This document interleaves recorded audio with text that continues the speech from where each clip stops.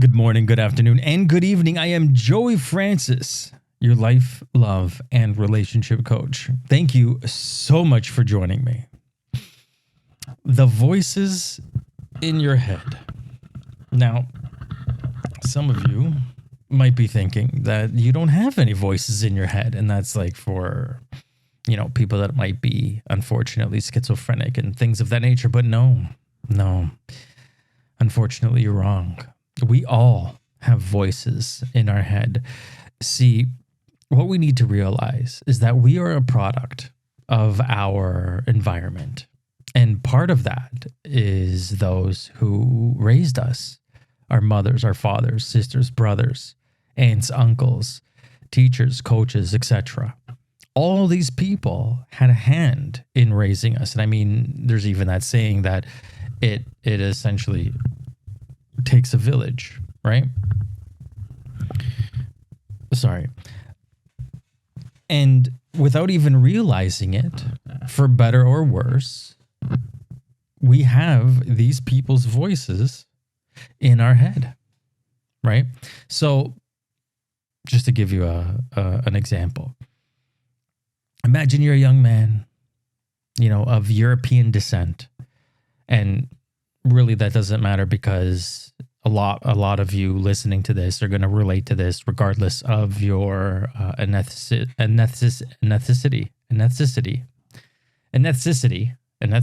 I even saying that right? Jesus, what's wrong with me?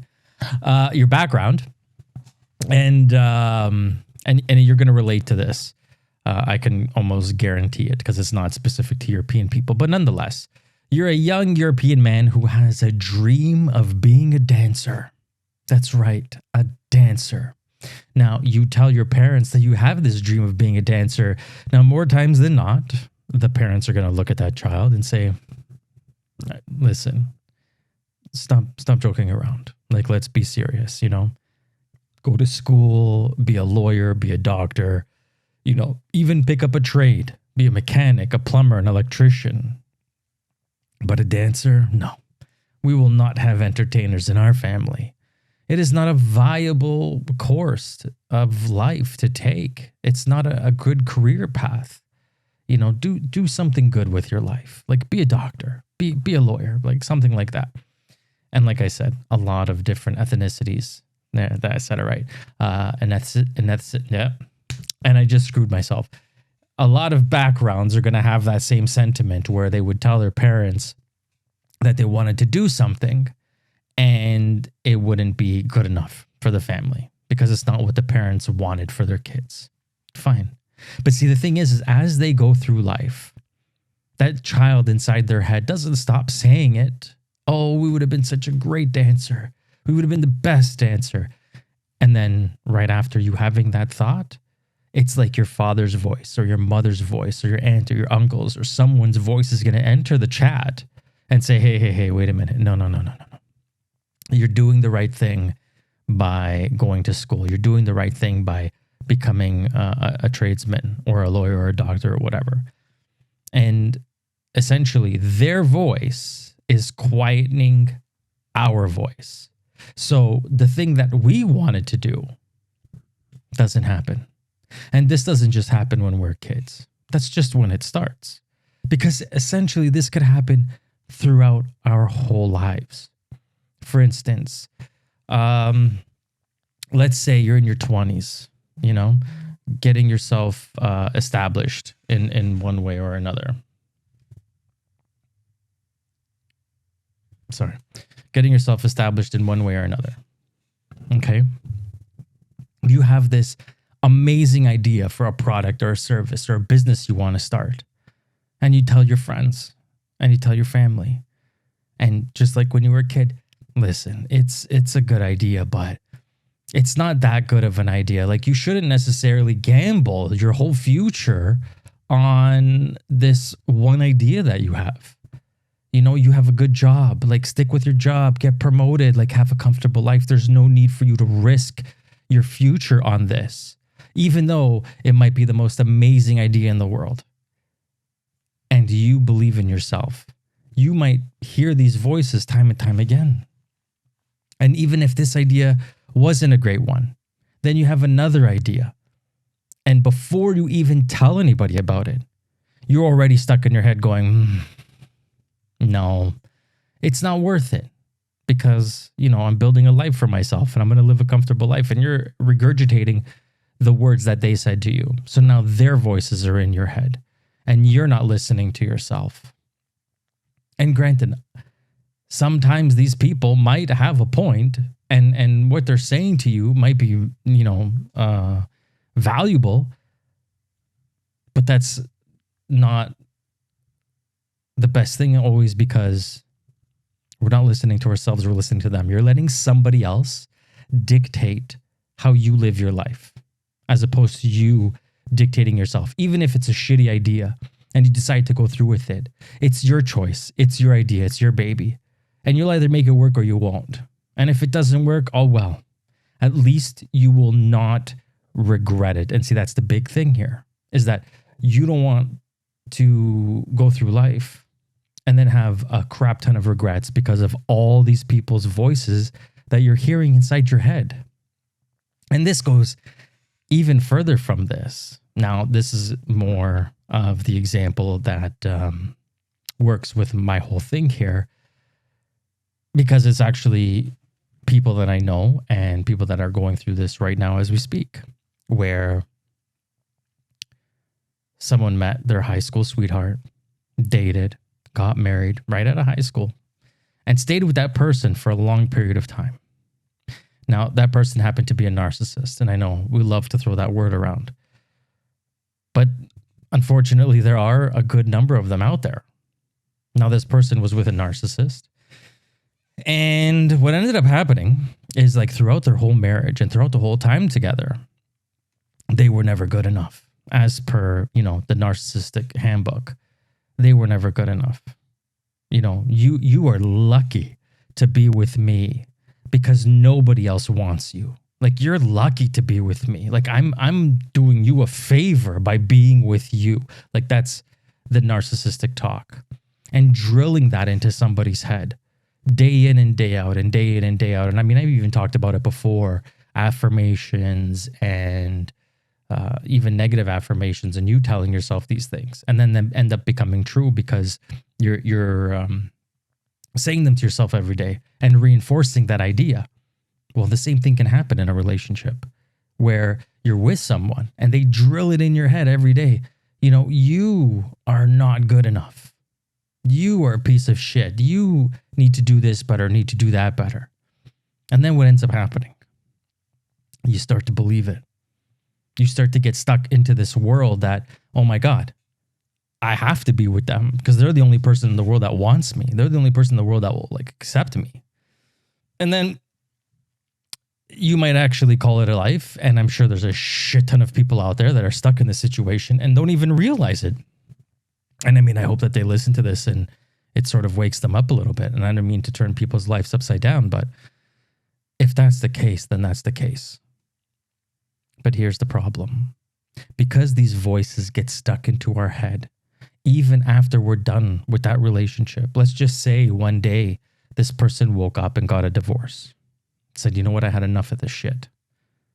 And they move on with their life. Now, they might not even have a low self-esteem. They might have a fantastic self-esteem. But when it comes to another relationship, right away, the minute that they start talking to someone, they start to feel inferior. They start to feel not good enough because they're hearing that person's voice inside their head. They're being reminded by themselves, they're being reminded that they're not good enough, that they will never find another human being that loves them and appreciates them. So what ends up happening? Well, in some cases, they're going to not trust what someone says. So if you meet someone that's in this position and you say to them, hey, you know what? Like, you're a really fun person to talk to. You're really amazing. Like, I really enjoy our time together. They're going to look at you and be like, no, this guy's lying. Like, there's no way this person is lying. Because inside my own head, I don't deserve this type of treatment. There's only one person that apparently liked me, and I'm not good for anybody. That's one way that things can happen. There's other ways too. Unfortunately, you might have this belief that you're not good enough, and then you find another narcissist. And see, narcissists, they love to love bomb. So what they end up saying is now they start love bombing you. Oh my God, where have you been all my life? Like, how have I lived without you? How have I gone this much time without you? You were the most incredible human being in the world. And because they're saying all this great stuff, even though they barely know you, it's not warranted under any circumstance. You're sucking it up because you've been told for such a long time, even after your relationship ended, because you were still telling yourself inside your head that you weren't good enough. So you've been going through this, I'm not good enough, I'm not good enough. And here comes someone, a knight in shining armor, so to speak, or a woman in shining armor. Because don't get you wrong, there are a lot of narcissistic women out there too. There's a ton of them. And I don't think that they get enough attention put on them because, as we know, men don't like to talk, which is unfortunate. And I think this is, by the time this goes out, it should be end of June. And June is the Men's Mental Health Month. So, you know what? Listening to this, we need to talk. We need to talk to each other. We need to talk to therapists and coaches. We need to open up. Because things like narcissistic women don't get talked enough about. Because we assume that all women are these beautiful, fragile things that we need to take care of. But in reality, that's not always the case. Okay, where was I again? Yeah, love bombing. So you're getting love bombed. They're essentially feeding you all this information about how amazing you are. They're validating you. You feel seen. You feel loved. But they've known you for like 10 minutes. Doesn't make sense. When you look at it logically, it's like, wait a minute. This doesn't make sense. Like, how could someone have these feelings for me already when we just met? They essentially can't. And there's, other things at play here. And chances are they're a narcissist because that is like the major telltale sign of someone who is a narcissist or at least has a lot of narcissistic tendencies. But again, because we've been telling ourselves for so long that we're not good enough, because we're hearing the voice of our previous partner telling us that we're not good enough, we believe them because it feels good. It fills that hole inside of us. Rather than us taking care of this and, fixing ourselves, we do this instead. And we find another person that fills these holes. You can take that for whatever you want. Dirty-minded person. But anyways. And then we essentially get stuck into this vicious loop. Because at the beginning, they're going to start to validate us, right? Because that's what narcissists do. And I know this is a podcast about the voices in our head and not about narcissists, so to speak. But this is where we're going with this right now. So that's what ends up happening. And we get stuck in a vicious loop. And then what we end up doing is just going from one narcissist to the next narcissist to the next narcissist to the next narcissist. And because we get off, because we love feeling that love bombed, because we need it. When we meet someone who is stable and normal, and this is even going back to the other episode a couple of weeks ago where I was talking about how some people find stable people boring. Now stable people aren't giving us what we want or what we need. Because they're stable and normal, they're not going to praise you like a narcissist would right off the bat. They're going to actually take their time and want to get to know you for who you are. And they might give you compliments on being funny or beautiful or handsome or whatever the case is. But they're not going to shower you like a narcissistic person would, that you are the greatest thing in the world, You're the best thing to ever happen to me since sliced bread. That's not going to happen with a normal person. Therefore, you're never going to date someone that's normal. You're never going to want them because initially, they're not going to give you that feeling that a narcissist will. And unfortunately, being in a stable relationship, which is what will lead you down this path, it's not going to happen for you. All because you hear these voices in your head. So this is what you're going to need to do. You're going to have to become more self-aware. You're going to have to take the time and be able to decipher from what your voices are saying, your subconscious, versus the voices of all the other people that have come before you in your life and have put things into your head. Now, like I said, not all of them are bad. You know, our parents' voice in our head to, look both ways before crossing the street. Like, that's not a bad thing. And I guarantee that when you cross a street and you don't look both ways and a car honks its horn at you, the first thing that you think of is probably one of your parents or somebody like a guardian telling you to look both ways before crossing a street. Like, it's almost like a flashback that happens. So not everything that we've learned growing up is obviously bad, and all the voices in our head are bad, but some of them are. And this is where being self-aware is really going to have to come in handy here. And you're going to have to really figure out like what's actually good for you and what's not. And I mean, in the consideration of relationships, you really have to think here, is this logical? And I know I'm a big man of logic. I love logic. To me, it's the one thing that always makes sense. Is this logical? Have I known this person long enough for them to compliment me this way? Are they complimenting me this way because they're a narcissist, or are they, just really taken by me? Because that can happen too. And you really have to think about it and do the work, This is where journaling really helps, and writing down your thoughts and feelings, about the way you feel, what made you feel that way, what situations are happening, what you're thinking, what are the voices in your head saying, because at least that way, maybe you can read it and look at it and say, hey, wait a minute, that doesn't sound like me. You know who that sounds like? That sounds like my ex-boyfriend. Or you know who that sounds like? That sounds like my dad. Or that sounds like my mom. That doesn't necessarily sound like me. And then you can discern which voices are yours, which are those of your family, which of those are your friends, which of those are your exes, and which ones have your best interests at heart. Because at the end of the day, obviously our parents and our family members, for the most part, I know not for everybody, but for the most part, they're trying to teach us to be good people and to be successful in life, however we may deem what success is. But nonetheless, it's always a force of good, but it's their good. So some of the things might be from their point of view. Some of the things might not agree with the times of today or with the person that you grew up to become. And things might have to shift a little bit.